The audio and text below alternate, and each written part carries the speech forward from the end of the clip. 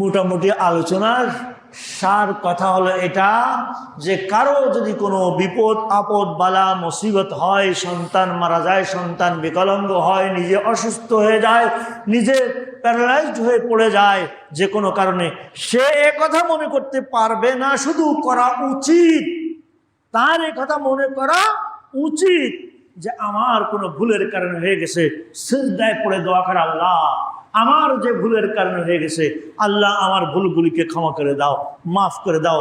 আইয়ুব আলাইহিস সালামের এত বড় জলিলুল কদর নবী কতদিন অসুস্থ ছিলেন? 18 বছর, কেউ কেউ বলে 22 বছর, কোন কোন বর্ণনাতে আছে 22 বছর, আরেক বর্ণনাতে আছে 20 বছর। তা 18, 20 বা 22 বছর অসুস্থ। কেমন অসুস্থ? এমন অসুস্থ, এমন পচা রোগ, আল্লাহু আকবার, আল্লাহু আকবার। আপন জন, ছেলে মেয়ে, স্ত্রী, পরিবার পরিজন সবাই ছেড়ে চলে গেছেন, একমাত্র বিবি সঙ্গিনী বাকি ছিলেন, বাকি সব চলে গেছেন। বিবির নাম মনে আছে তো? জি, বিবি রহিমা রাহিমাহুল্লাহু তাআলা। আল্লাহু আকবার। আল্লাহ পাক ওই বিবি বাল বাচ্চা আবার সব ফিরিয়ে দিয়েছেন, ধন সম্পদ, ওয়া আতাইনাহু আহলাহু ওয়া মিসলাহুম মাহুম। আল্লাহ রাব্বুল আলামিন সব বলেন তার ওই সহায় সম্পদ, স্ত্রী, পরিবার পরিজন, আত্মীয় স্বজন যা ছিল সব আল্লাহ পাক আবার কাছে এনে দিয়েছেন, বরং তার আরো সমপরিমাণ দ্বিগুণ অর্থ সম্পদ আল্লাহ পাক দান করছেন। সুবহানাল্লাহ, আল্লাহু আল্লাহ। তো কোনো মুসিবত আসলে নিজে মনে করব, কিন্তু খবরদার খবরদার অন্য কারো মুসিবত দেখে কখনো মুখে উচ্চারণ করা তো দূরের কথা, দিলের ভিতরে আনবো না যে তার অপরাধের কারণে এটা ঘটছে। বরং নিজে সতর্ক হব যে এমনটি যদি আমার হয় তাহলে এর চেয়ে করুণ দশা আমার হতে পারে, সে আমি বাকি জীবন সংশোধন হয়ে চলবো। আল্লাহ পাক আমাদেরকে কথাগুলি বুঝে সঠিকভাবে আমল করার তৌফিক দান করেন, আমিন।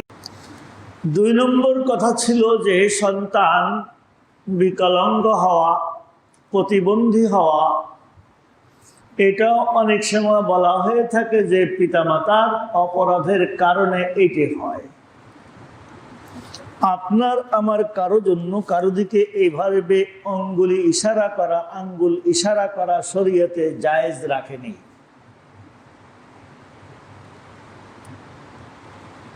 সন্তান কিভাবে পয়দা হয়, আপনি আর আমি কিভাবে পয়দা হয়ে আসছি, আপনার আমার সৃষ্টির ইতিহাস আল্লাহ রাব্বুল আলামিন কোরআনে পাকে বিভিন্ন জায়গায় বলেছেন। তার ভিতরে মোটামুটি 2 জায়গাতে আল্লাহ রাব্বুল আলামিন একটু বিস্তারিত বলছে, যার একটা আমি আপনাদেরকে পড়ে শোনালাম। আর একটু আগে সূরা হজের যে 5 নম্বর আয়াত পড়লাম, ওখানে আল্লাহ রাব্বুল আলামিন প্রথমেই চ্যালেঞ্জ করেছেন, দুনিয়ার সকল মানুষকে ডেকে বলছেন, ইয়া আইয়ুহান নাস ইন কুনতুম ফি রাইবিন মিনাল বাস। হে দুনিয়ার মানুষ, যদি তোমরা পুনরুত্থান সম্পর্কে সন্দিহান হও, কবর থেকে আবার তোলা হবে সম্পর্কে যদি সন্দিহান হও, শুনে রাখো তোমার সৃষ্টির ইতিহাস, তোমার পূর্বের ইতিহাস শুনে নাও। ফাইন্না খালাকনাকুম মিন তুরাব, আমি তোমাকে মাটির দ্বারা সৃষ্টি করেছি।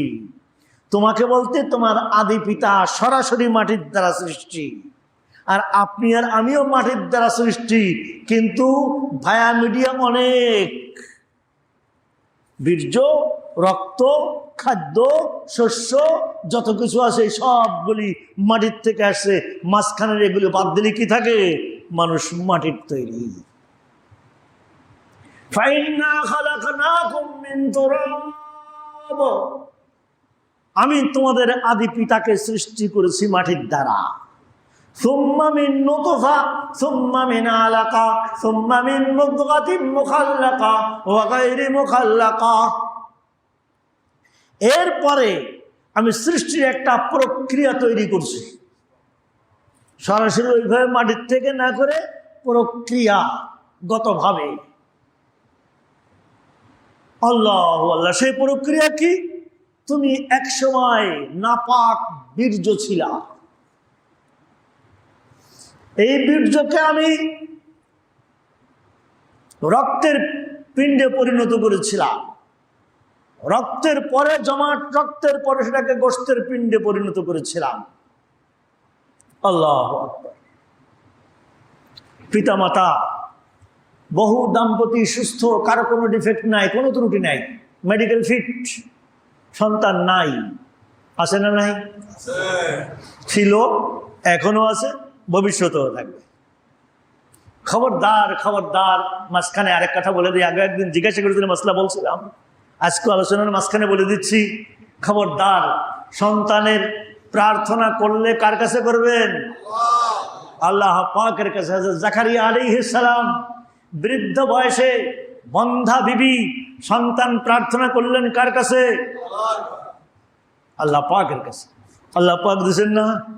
ইব্রাহিম আলাইহিস সালামের মতো জলিলুল কদর জবরদস্ত নবী নিঃসন্তান ছিলেন, বিবি একে একে দুইজন, কিন্তু সন্তান নেই। বৃদ্ধ বয়সে আল্লাহ পাকের কাছে দোয়া করলেন, আল্লাহ সন্তান দাও। জাকারিয়া আলাইহিস সালাম দোয়া করলেন, লা তাদারনি ফারদা, আল্লাহ আমাকে নিঃসন্তান রেখো না, আমার এই নবুয়তের ওয়ারিস কে হবে, এই ওয়ারিস বানাও। আল্লাহ পাক ইয়াহিয়া আলাইহিস সালামের সুসংবাদ শুনালেন। কোরআনে পাক আছে, তার বিবি যে বন্ধা ছিল, ত্রুটি ছিল, সেই ত্রুটি আমি দূর করে দিলাম। আল্লাহ পাক কুদরতি ভাবে দূর করে দিলেন, সুস্থ হয়ে গেলেন, সন্তান হলো। আপনি আর আমিও যদি এমন কেউ কোনো সমস্যায় পড়ি, সমস্যার সমাধান কোথায়? আসবাব হিসেবে ডাক্তারের কাছে যেতে পারেন, চিকিৎসা নিতে পারেন, কিন্তু খবরদার আরেকটা আছে না, একবার উন্নত চিকিৎসা, টেস্ট টিউব বেবি। এদেশে সন্তান হয় না, কিন্তু চেন্নাই গেলে মাশাআল্লাহ সন্তান নিয়ে আসে। ওটা যে কার? ওই পিতার না আর কোনো বাবুজির? এর কোনো নিশ্চয়তা আছে? আজকাল নিজের সন্তান স্বাভাবিক প্রক্রিয়া হয়ে সেই সন্তান পিতামাতাকে দেখে না। আজকেও পত্রিকায় দেখছেন কিনা, এক মহিলা বৃদ্ধা মাকে বৃষ্টির ভিতরে কি বলে পলিথিন দিয়ে মুড়ে রাস্তায় ফেলে আসছে, ওই অবস্থায় মহিলার মৃত্যু। দেখছেন কিনা? কেউ পড়েননি পেপার? আল্লাহ, যদিও আমাদের দেশের ঘটনা, পার্শ্ববর্তী দেশের ঘটনা, ক্যালকাটার ঘটনা, এটা গতকালকের ঘটনা। মহিলার লাশ সহ ছবি দিয়ে দিস। ছেলে করেনি, মেয়ে, মহিলা। মেয়েরা সাধারণত একটু কি হয়, বেশি মানবিক হয় ছেলেদের তুলনায়, কি বলেন ঠিক কিনা? এবং সেই আচরণ মায়ের সঙ্গে বৃদ্ধ পিতামাতার শেষ আশ্রয় কারা হয়? কে হয়? একমাত্র তার গর্ভজাত সন্তান। তার কাছে যদি আশ্রয় না থাকে, এরকম প্রতিকূল পরিবেশে রাস্তায় ফেলে আসতে পারে, এ কোন ধরনের মানুষ হলে? এটাকে আইয়ামে জাহিলিয়াত না তারও আগের কোনো যুগ? এটা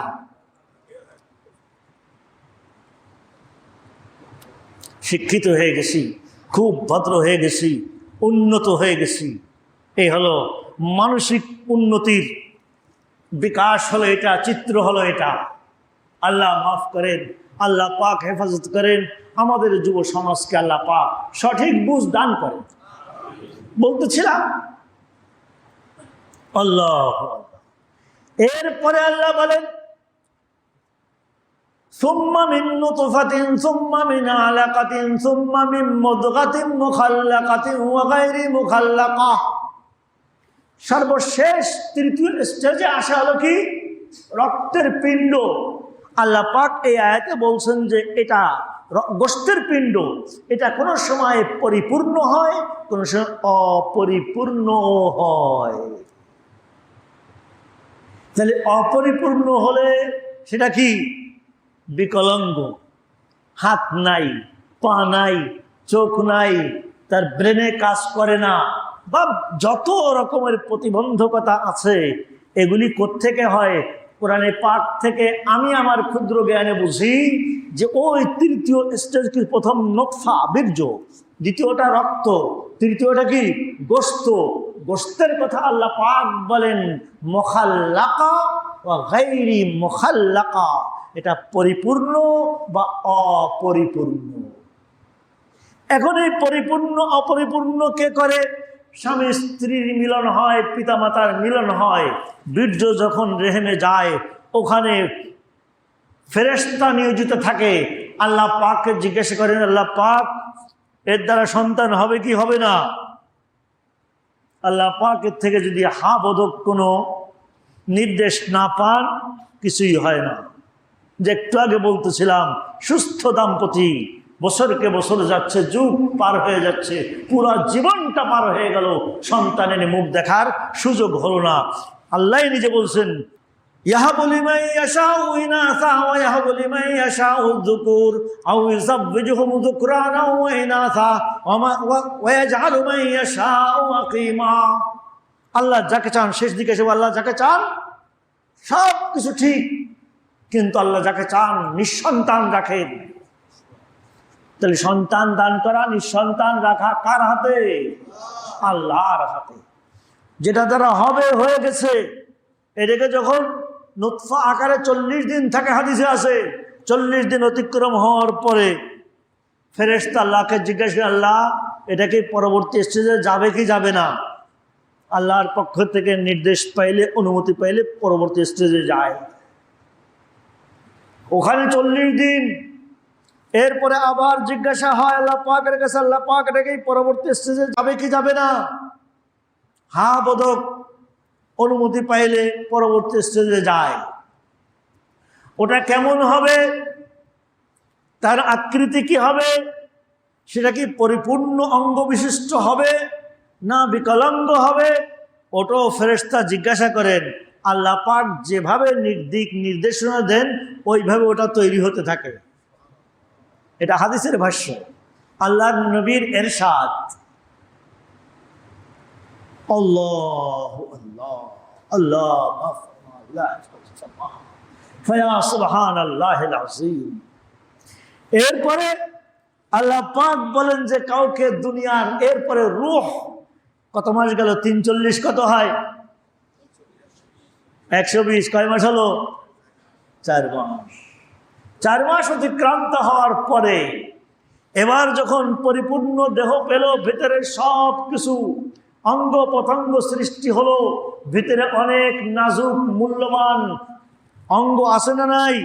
হার্ট, কিডনি, একটার থেকে একটা মূল্যবান, একটার থেকে একটা নাজুক, এই সবগুলি তৈরি হয়ে গেছে।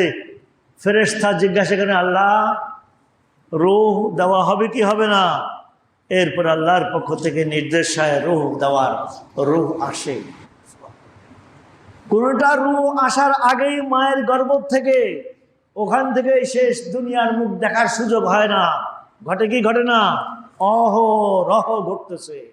আর আজ তো আরো মারাত্মক ঘটতেছে। আজ উন্নত বিশ্বে এসে সে সময় দাফন করত কি বলে, পয়দা সৃষ্টি হওয়ার পরে দুনিয়ার মুখ দেখার পরে। আর এখন দাফন করা হয় কিভাবে? উন্নত তরিকায়। যদি বোঝা যায় যে এটা কন্যা সন্তান হবে, তাহলে তাকে আর দুনিয়ার মুখ দেখতে দেওয়া হয় না। ওখান থেকেই তাকে উন্নত চিকিৎসার মাধ্যমে, ঔষধের মাধ্যমে তাকে কি করে দেওয়া হয়?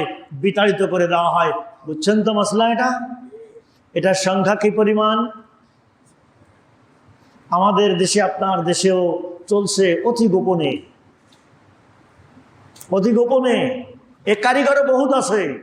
পার্শ্ববর্তী দেশে লক্ষ লক্ষ ভ্রূণ সন্তান এইভাবে হত্যা করা হচ্ছে, নিষ্পাপ সন্তানকে। চীনের মতো দেশে লক্ষ লক্ষ নয়, কোটি কোটি শিশু সন্তান, নারী শিশু সন্তানকে, এইভাবে কন্যা সন্তানদেরকে হত্যা করা হচ্ছে। আল্লাহর নবী এ সম্পর্কে বলছেন আল ওয়াদুল খাফিয়্যু, আল ওয়াদুল খাফিয়্যু, গুপ্ত হত্যা। এটা কি? সন্তানকে গুপ্ত হত্যা। এ আরেক মাসালা। তাহলে এখান থেকে বোঝা যায়, কোরআন হাদিসের এখান থেকে স্পষ্ট বোঝা যায় যে বিকলাঙ্গ হওয়া, সুস্থ সবল হওয়া, এটা কার কর্তৃত্ব? এখানে সম্পূর্ণ আল্লাহ পাকের কর্তৃত্ব, আল্লাহর কুদরত এখানে। এরপরে আল্লাহ পাক বলেন, আমি এই যে পরিপূর্ণ বা অপরিপূর্ণ বানাই কেন? লিনুবাইয়িনা লাকুম, তোমাদের সামনে আমার কুদরতকে ফুটায় তোলার জন্য। কি বোঝানোর জন্য? কুদরত ফুটায় তোলার জন্য যে আমি কত বড় কারিগর। অন্য আয়াতে বলছেন ফাতাবারাকাল্লাহু আহসানুল খালিকিন, আল্লাহ কত বড় সৃষ্টিকর্তা। আল্লাহু আকবার, আল্লাহু আল্লাহ আল্লাহ আল্লাহ। এরপরে আল্লাহ বলেন যে তোমাদের কাউকে আমি দুনিয়ার মুখ দেখার সুযোগ দিই। সুম্মা নুখরিজুকুম তিফলা, শিশু অবস্থায় দুনিয়া আসো। লিতাবলুগু আশুদ্দাকুম, এরপরে তোমরা কেউ কেউ যৌবনে পৌঁছো। আর কেউ কেউ আমিনকুম মাইয়ুতাফা আমিনকুম মাইয়ুরাদ্দু ইলা আরযালিল উমর, কেউ পর্যাপ্ত পরিমাণ পরিণত বয়স পর্যন্ত পৌঁছে, কেউ পৌঁছে না, কেউ বা বার্ধক্য পর্যন্ত পৌঁছে, কেউ চরম বার্ধক্য পর্যন্ত পৌঁছে। তাহলে এখান থেকে স্পষ্ট বোঝা গেল হায়াত কার হাতে? আল্লাহ পাকের হাতে। সুস্থ সবল সুঠম দেহের অধিকারী হওয়া কার হাতে? সুন্দর হওয়া, অসুন্দর হওয়া, বিকলাঙ্গ হওয়া, সুস্থ হওয়া কার হাতে? একমাত্র মহান আল্লাহ পাকের হাতে। এদেরকে নিয়ে খবরদার কোনো সময় কটূক্তি করা, কোনো কথা বলা যার দ্বারা সে মনে কষ্ট পায়, তার পিতামাতা মনে কষ্ট পায়, এমন কিছু বলা, এমন কোনো আচরণ তাদের সাথে করা, এটা চরম অন্যায়। আল্লাহর নবীর জামানায় এরকম বিকলাঙ্গ কেউ বা কিছু লোক ছিলেন কিনা? হাদিসে পাকের ভিতরে আসছে, আল্লাহর নবী রা নাগাশান, নাগাশ বলে বামন, বেটে মানুষ। কিছু মানুষ অতিরিক্ত বেটে হয় না, বামন বলি আমাদের ভাষায়, বুঝতেছেন তো? আল্লাহর নবী এরকম কোন বামনকে একদিন দেখে সামনে পড়ার সঙ্গে সঙ্গে আল্লাহর নবী সিজদায় লুটিয়ে পড়ছেন। ফাসাজাদা লিল্লাহি শাকিরা, আল্লাহ শুকর আদায় করে, আল্লাহ তুমি আমাকেও তেমন করতে পারতে, বড় মেহেরবানি করছো, বড় দয়া করছো আমার উপরে, আল্লাহ তুমি আমাকে এমন কি করো নেই। এরপরে দোয়া পড়তেছেন, আলহামদুলিল্লাহিল্লাযী নাজ্জানি মিম্মা ইবতালাকা বিহি ওয়া ফাদ্দালানি আলা কাসীরিম মিম্মান খালাকা তাফদীলা। সকল প্রশংসা ওই আল্লাহর, যে আল্লাহ এই মানুষটাকে যে অবস্থার ভিতরে ফেলেছে, আমাকে ওই অবস্থার থেকে আল্লাহ নাজাত দিয়েছেন, আমাকে ওই অবস্থা থেকে আল্লাহ বাঁচিয়েছেন, এবং আমাকে যে দেহ অবয়ব দান করেছেন এটা অনেকের চেয়েও সুন্দর। আমরা যে যে অবস্থায় আছি অনেকের চেয়ে সুন্দর কিনা? আমাদের চেয়েও কুৎসিত, আমাদের চেয়েও দুর্বল, আমাদের চেয়েও অসুস্থ, আমাদের চেয়েও খারাপ অবস্থায় আল্লাহর জমিনে বহু মানুষ আছে না নাই? আছে। এই জন্য দুনিয়ার ক্ষেত্রে আল্লাহর হাবিব বলেন যে নিচের দিকে তাকাও, ধর্মীয় ক্ষেত্রে উপরের দিকে তাকাও। কে আমার চেয়ে বেশি তেলাওয়াত করে, কে আমার চেয়ে বেশি নফল পড়ে, কে আমার চেয়ে বেশি রোজা রাখে, কে আমার চেয়ে বেশি ইবাদত বন্দিগি করে। কিন্তু আমরা এদিকে মোটেই তাকাতে চাই না, আমরা তাকাতে চাই ওইদিকে কার কত টাকা আছে, কার কত বিত্ত বৈভর আছে, এগুলোর থেকে আমরা বেশি তাকানোর চেষ্টা করি। আল্লাহ পাক আমাদেরকে হেফাজত করে।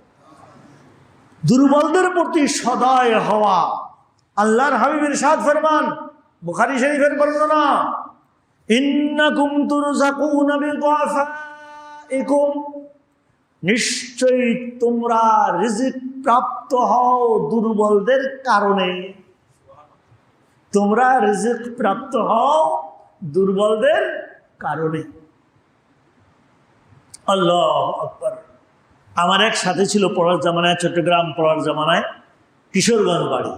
ওরা 5-6 ভাই ছিল। এক ভাই ছিল বিকলাঙ্গ, সে হাঁটা চলা করতে পারতো না, কিন্তু তাদের বড় ব্যবসা ছিল, কাপড়ের ব্যবসা। ওই ভাইটাকে ক্যাশে বসায় রাখত। ব্যবসা ও বসার পরে ব্যবসা বাণিজ্যের উন্নতি এত হলো যে ওর আব্বা মনে করতেন যে আমার পুরো সম্পদই হলো এই ছেলে। আল্লাহ, এই হাদিসের বাস্তব মিসদাক, ইন্নাকুম তুরযাকুনা বিদুআফাইকুম। বাকি একটা প্রশ্ন আপনাদের থাকে, আমার আলোচনায়, বিভিন্ন বড়দের আলোচনায় শুনছেন যে পাপের প্রায়শ্চিত্ত, পাপের প্রতিফল কিছু না কিছু দুনিয়া তো হয়ে যায়, এরকম একটা কথা আছে না নাই? এবং শুধু এটা কথা না, কোরআনে পাকের আয়াত আছে, আওয়ালা ইয়ারাউনা আন্নাহুম ইফতারুনা ফি কুল্লি আমিন মাররাতান আও মাররাতাইন সুম্মা লা ইয়াতুবুন ওয়ালা হুম ইয়াযাক্কারুন।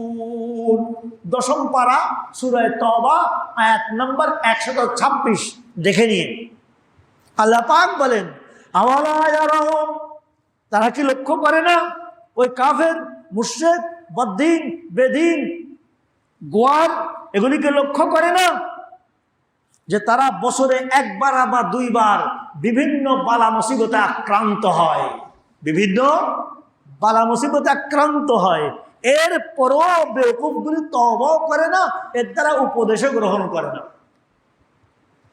আয়াত থেকে কি বোঝা যায়? যে বালা মুসিবত আসে তওবা করার জন্য, উপদেশ গ্রহণ করার জন্য। বালা মুসিবত আসে কি জন্য? তওবা করার জন্য। যে তারা এই দেখেও, এই বিপদে পড়েও কি করে না, তওবা করে না। আরেক আয়াত দেখেন, যাহারাল ফাসাদু ফিল বাররি ওয়াল বাহরি বিমা কাসাবাত আইদিন নাস। দুনিয়াতে যত প্রকার বালা মুসিবত আছে, ফিতনা, ফাসাদ, দাঙ্গামা, হাঙ্গামা, যত যা কিছু আছে, যত রকম বিপর্যয় আছে, এটা মানুষের হাতের কর্মফল, মানুষের হাতের কর্মফল। তাহলে তো এর দ্বারা বোঝা যায় যে কিছু কর্মফলের কারণেও হয়। আরেক আয়াত দেখেন, আল্লাহ পাক বলেন, ওমা আসাবা মিন মুসিবাতিন ফাবিমা কাসাবাত আইদিকুম ওয়া ইয়াফু আন কাসীর। দুনিয়াতে যত কিছু মুসিবত আসে, এটা হলো তোমাদের হাতের কর্মফল। আল্লাহ অনেকগুলি মাফ করে দেন, প্রত্যেকটা ধরলে আর বাঁচবা না। পদে পদে যদি আল্লাহ ধরেন তাহলে আর নিস্তার পাবা না। আল্লাহ অনেক মাফ করে দেন, কিছু দিয়ে একটা ধরেন। তাহলে এখান থেকে বোঝা, এই আয়াত থেকেও বোঝা যায় যে কর্মফলের কারণেও কিছু হয়। এখন ওই আয়াত হাদিসগুলিতে বুঝলাম একরকম, এটাই বুঝলাম আরেক রকম, একটু সংঘর্ষ হলো না? এটা সংঘর্ষ না। আল্লাহ আল্লাহ। গত সপ্তাহের আলোচনায় শেষ দিকে এসে বলছিলাম, আল্লাহর নবীর সন্তান ইন্তেকাল করেছেন জীবদ্দশায়, বেশিরভাগ একজন মাত্র আল্লাহর নবীর জীবদ্দশায় বেঁচে ছিলেন, কে? হযরত ফাতেমা রাদিয়াল্লাহু আনহা। উনিও মাত্র 6 মাস পরে ইন্তেকাল, মাত্র 6 মাস। আল্লাহ আল্লাহ, খুব ভালো করে বোঝার চেষ্টা করি। এখন এ জায়গায় আল্লাহ নাউজুবিল্লাহ, আল্লাহর নবীর কোনো কর্মফল চিন্তা করি, তাহলে কি ঈমান থাকবে কারো? এখন মনে করেন যে কারো একটা সন্তান হলো, বিকলাঙ্গ সন্তান হলো, এখন তার কর্মফল এইটি আপনার আমার বলার অধিকার আছে নাকি? অধিকার নাই। তবে যার হয়েছে তার চিন্তা করা উচিত যে এই মুসিবত আমার আসছে কি কারণে, নিশ্চয়ই আমার পিছনে কোনো ভুল ত্রুটি থাকতে পারে। আর কোন সব ভুল ত্রুটি নাই, তারপরেও আসছে, আল্লাহ নবীর আসছে, সাহাবাদের আসছে, বড়দের আসছে, কি কারণে? তাদের মর্তবা আরো বৃদ্ধির কারণে। বাকি আপনি আর আমি মাঝখানে কারো সম্পর্কে ধারণা করা মনে হয়, যেমন নাকি গত সপ্তাহের আলোচনায় বলতেছিলাম, এক মহিলা দারুণভাবে নার্ভাস হয়েছে, তাকে এই কথা বলছে সন্তান মারা যাওয়ার পরে যে নিশ্চয়ই মহিলার কোনো আমলে কোনো সমস্যা ছিল যার কারণে তার এই শাস্তি। আপনার আমার কারো জন্য কাউকে এই কথা বলার জাওয়াজ শরীয়তে দেয়নি, অনুমতি দেয়নি, বলা হারাম, গুনাহে কবিরা। থাকলে তার থাকতে পারে, আল্লাহ পাক তাকে সংশোধনের জন্য করে থাকতে পারে, আল্লাহ তার দরজা বুলন্দ করার জন্য করে থাকতে পারেন। আপনি আর আমি যেহেতু কোনোটা জানি না, কোনটা কোন কারণে হচ্ছে আপনার আমার জানা আছে, জানা নাই, না জানা কথা বলা সম্পর্কে আল্লাহ পাক আরেক আয়াতে বলে ইন্না বা'দা যান্নি ইসমুন, কিছু কিছু ধারণা তোমরা এমন করো যে ধারণাগুলি মারাত্মক গুনাহ। এখন কোন মহিলার সন্তান মারা গেছে, এটা হতেও পারে তার পূর্ববর্তী কোনো অপরাধের কারণে শাস্তি দিতে চাচ্ছেন, যা এই আয়াতে বোঝা গেল যে বছরে তাদের একবার দুবার মুসিবত আসে, তারপরেও তওবা করে না, নসিহত উপদেশ গ্রহণ করে না। কিন্তু সেই গুনাহটা কি আপনার আমার জানা আছে নাকি? এই বিষয়টাও হতে পারে আল্লাহ পাক তাকে বড় কোনো মর্যাদা দান করবেন, এজন্য হতে পারে, সম্ভাবনাটাও আছে না নাই? আপনার আমার কাছে কোনোটা জানা নাই। এখন কি খারাপটা মনে করব না ভালোটা মনে করব? ভালোটা মনে করা উচিত। মুসলমানদের কি মনে করা উচিত? ভালোটা মনে করা উচিত। আরেক মুসলমান সম্পর্কে খারাপটা মনে করা উচিত না। কিন্তু আমরা সাধারণত, বিশেষ করে মা বোনেরা, ভালোটা কোনোদিন চিন্তাও করতে চায় না, খারাপটাকে বলে আহত করতে চায়, দুর্বল করতে চায়, মানসিকভাবে তাকে হেস্তন্যস্ত করতে চায়, তাকে কষ্ট দিতে চায়।